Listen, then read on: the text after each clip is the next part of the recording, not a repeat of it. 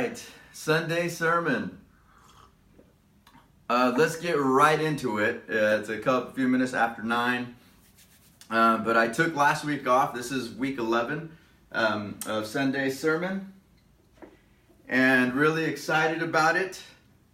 Like I said, I took a week off because of the holiday season. We had Thanksgiving. And now we're back. It's a perfect time because, you know, I'm not big on New Year's resolutions. I've talked about that before because very few, a small percentage, like less than 10% of New Year's resolutions actually come to fruition. Okay? Every 100 New Year's resolutions, less than 10% of them actually happen. Right? So when I think about life change, I don't attach life change to a certain time of year. I attach life change to it can start today. It can start today. And so let's get right to it. So a few days ago, I posted a quote that says, I want to build a life that I don't need a vacation from. Where does that come from? That comes from an author, speaker. This guy's an incredible guy. His name's Seth Godin. Seth Godin says, instead of wondering when your next vacation is, maybe you should set up a life you don't need to escape. Okay? Instead of wondering when your next vacation is, like a lot of us do, maybe you should set up a life you don't need to escape. Okay, now time out. I'm just going to check this real quick because I flipped it over this time and I want to make sure it's actually working.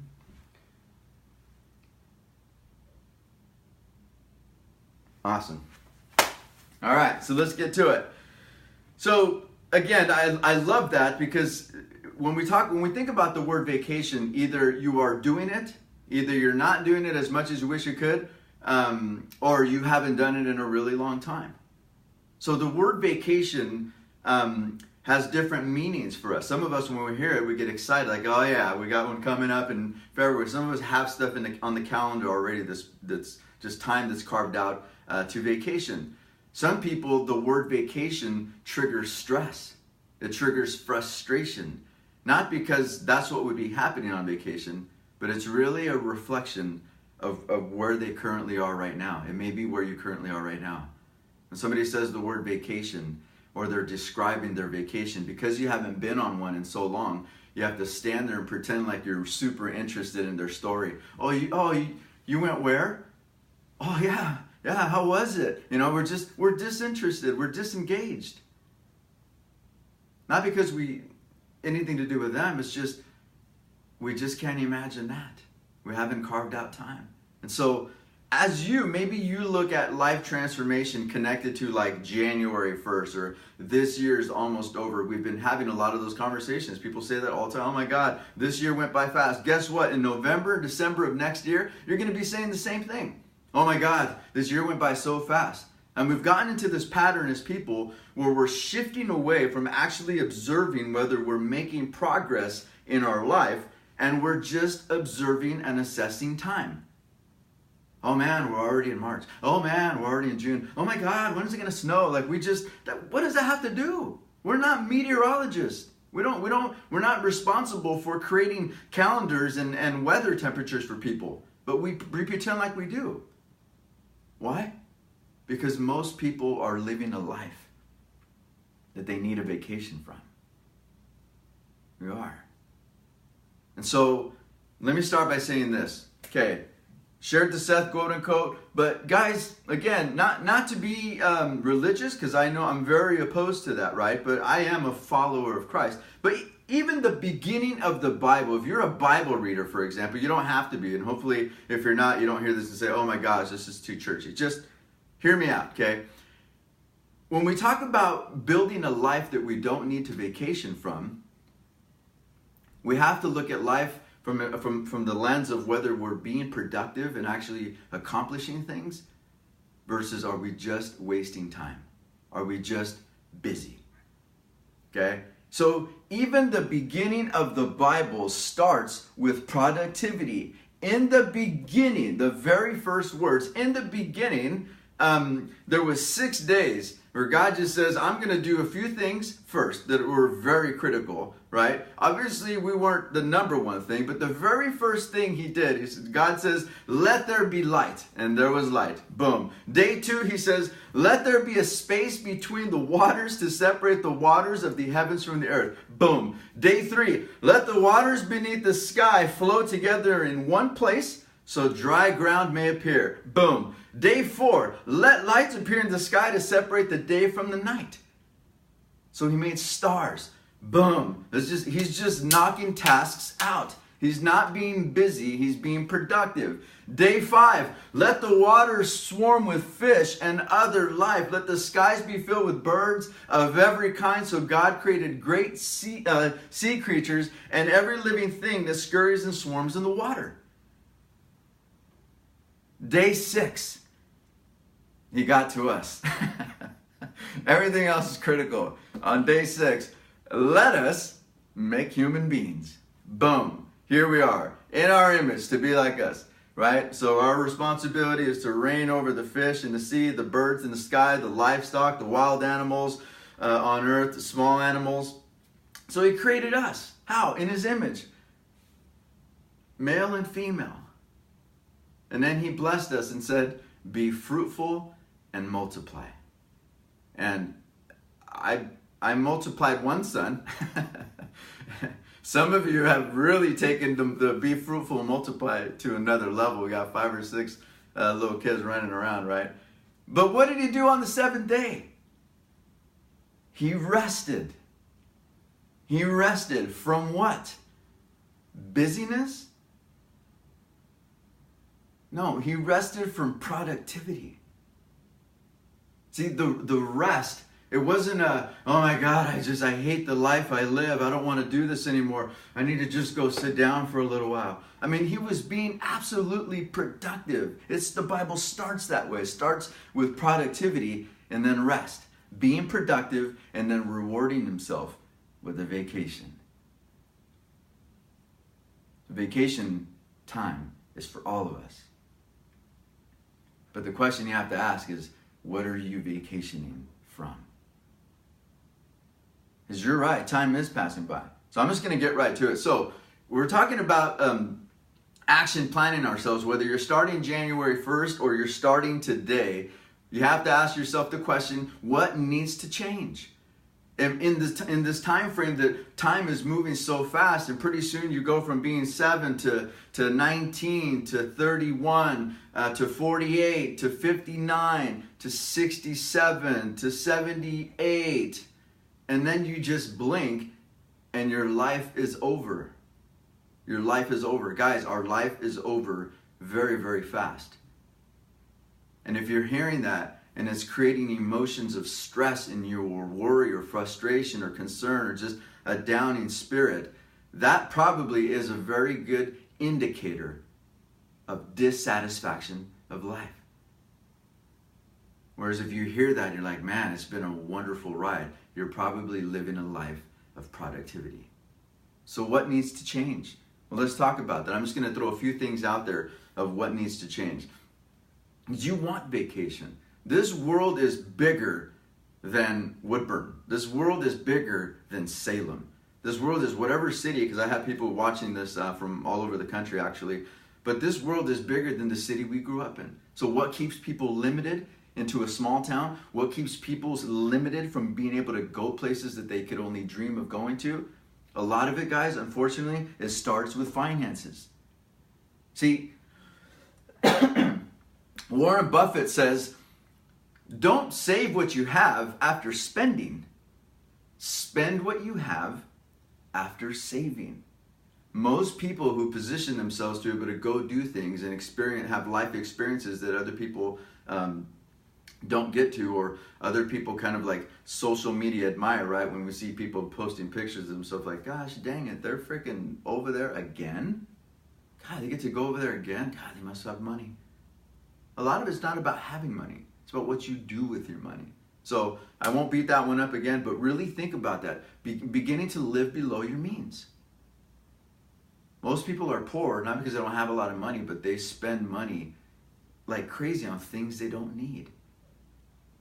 and keep spending money on the things you don't need, and pretty soon you're going to have to start selling things that you do need just to have money. That's scary. So pay close attention to how you save your money. Look, deals, all that kind of stuff. But another thing that needs to change, honestly, to get us into a place of productivity is meditation or prayer, or both. Do you carve out time in the morning, in the afternoon, during the day to just calm your spirit, to just speak positivity into your life? Just envision where you want to go and where you want to be, and most importantly, by when. Everybody's got 6-point plans on accomplishing goals, 10-point plans. It really comes down to 3 things. And I learned this by my Brony family on the East Coast. It said, just establish your goal. Where do you want to go for vacation? What would it take to get there? And what's a realistic time frame? What's a realistic time frame? Where do I want to go? What's the goal? What would it take to get there? What are the steps? And by when? Not by when would I like to go, but by when must I go? All right? So meditation and prayer. Another thing that's super critical that needs to change is it's time to revisit your inner child. When you were young, I've talked about this, I think, in sermon 3 or 4, Sunday sermon 3 or 4 that I did, but what did you dream about when you were younger? And can it still happen? Can it still happen? There's no time frame or age or anything that's connected to when you activate yourself in your goal. On Monday, the other day, I was at my brother's house, and my brother Joey, and he was cutting my hair. And I didn't have this conversation out loud with him because I think I'd already had it with him. But I remember sitting there, and I had a moment where I was thinking to myself, I'm so freaking proud of this dude, my brother. Because he was talking about being a barber forever, like all of us. Talking about the dream. That's what we do. We talk about the dream. But everything changes when talking ceases to be enough, and activating ourselves into the dream becomes the only option. Talking about the dream keeps you busy. Activating in your dream keeps you productive. What did you dream when you were younger? And can it still happen? Or what's the adult version of that dream? So revisit your inner self, right? Is the other question you want to ask yourself is, what am I trying to vacation from? Think about it. When you go on vacation, what are you trying to vacation from? Are you trying to vacation for something, or are you trying to vacation from something? See, when you're trying to vacation from something, what your body, your spirit, your mind, your mood, everything about you is saying is, we don't like a lot of what we're doing. So we need to leave this for a little while. 2 days, 3 days, a week, oh my gosh. And that's if you can. That's if you can go somewhere to fill an empty cup. But imagine if you haven't structured yourself or disciplined yourself to vacation. Then what's happening is you're longing to leave a life that you're dissatisfied with, knowing dang well that you can't. Amigos, amigas, the stress that comes with that, I don't even want to talk about that right now. So are you trying to vacation from something, or are you trying to vacation for something? Are you trying to fill an empty cup, or are you going to vacation so you can experience an overflowing of your cup, which means you're satisfied in the things that you're doing. You're satisfied with your relationships. You're satisfied with your job. You're satisfied with the way you spend time on the weekends already. Imagine what kind of attitude and spirit you take to your vacation when you're already living a life of satisfaction. It's actually a real vacation. You're being productive. And guys, it starts with tiny changes. It starts with tiny changes. We're not talking about big changes. That's overwhelming. That could make you feel like, oh my God, it's way out there. It's not way out there. It starts with tiny changes. It starts with yourself, with the way you think about yourself. See, you know what we're wired to do as people? We're wired, like it hardwired from an early age, to complain. We think about ourselves all day long. And we find things that are wrong with us. We point out problems about ourselves. We think negatively about ourselves. I'm a coach. I'm a life coach. I was just meeting with the coaching client last night, and so much of the coaching session, not so much, but pieces of the coaching session involve correcting the way a client speaks about themselves first. It starts with ourselves, our perception of ourselves. And if you can take control of yourself, of your mind, and reflect more about things that are positive, life becomes better. In fact, when you experience a transformation of your mind and the way you observe your life and make little tiny changes here and there, you actually begin to realize that you don't need a vacation as bad as you think you did. You'll still go, but it won't be a need. It'll be a desire. Something that's just kind of bringing more joy to an already joy-filled life. Okay? And a lot of that starts with coaching. I never put plugs in for my business, but you're more than welcome to just go on to www.wallyybarra.com and reach out to me. Send me a message. You think coaching is this, oh my God, Wally, I don't have thousands and thousands of dollars. It ain't expensive. It costs more money to not have a coach and to not have a structured, joy-filled life than it would ever cost you to have a coach in your life. So call me. Call me. 503-798-3200. And lastly, when we're talking about a life of productivity, we're talking about getting ourselves in a position of a vacation that can be filling, or a life that can be filling, you have to do something. You have to do something. Think about it. When we're talking about being happy, when we're talking about being filled, our cup being filled, do you see unhappy people like out there jogging? Do you see a lot of unhappy people, maybe on their way to the gym, but once you're there, everything changes. Do you see a lot of unhappy, miserable people at the gym? Do you see a lot of unhappy people like dancing to music, people writing books? You see people engaged in the community who are miserable? No. Being unhappy is just a mood that tends to fill us up when we're just sitting on the couch, letting life pass us by. Happiness comes through action, not inaction. Get off the couch. Get up early. See, if you get up at the same exact time everybody else does, then you are already activating yourself into a busy life. Whether it's Saturday or Wednesday. Wednesday, you're in emails and you're calling people and getting text messages, boom, boom, and then you're just back into the busy life. Getting up early can be life transformational. You get, when everyone else is still asleep, you get you done. You get you time. Things that matter to you. Your thoughts. Your workout. Your book reading. Your scripture reading. Your meditation and prayer time. Guys, if your life was a book, imagine your life right now, the day-to-day pattern that you live, if it's a pattern. If your life was a book, would you want to read it?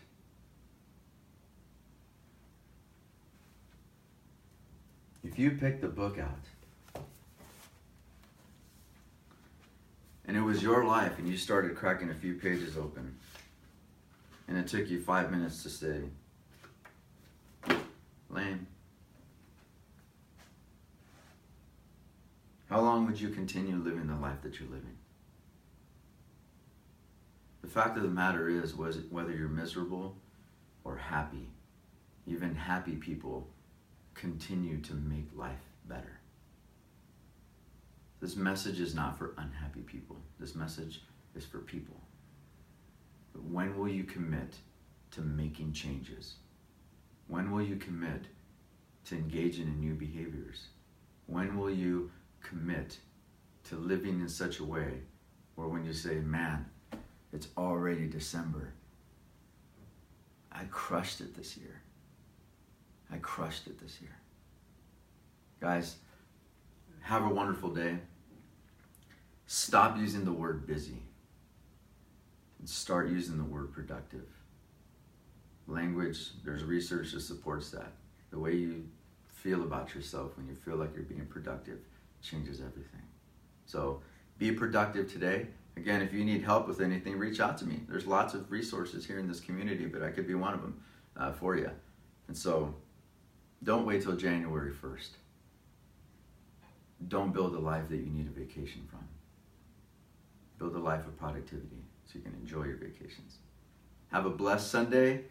I pray a blessing into your life, yours specifically as an individual. I pray a blessing into your family's life, into your kids. I pray that today they feel loved, comforted. I pray that you have a peace in you so that you don't overreact to their behaviors. There's no yelling, that it's a calmness. I pray for your marriage. If you're married, I pray health into your marriage today. I pray that you have meaningful conversations with your loved ones today that are productive. I pray that you get energy to go do something different today, just one thing that is different than what you've been doing. And have a wonderful day. Love you guys. Amen.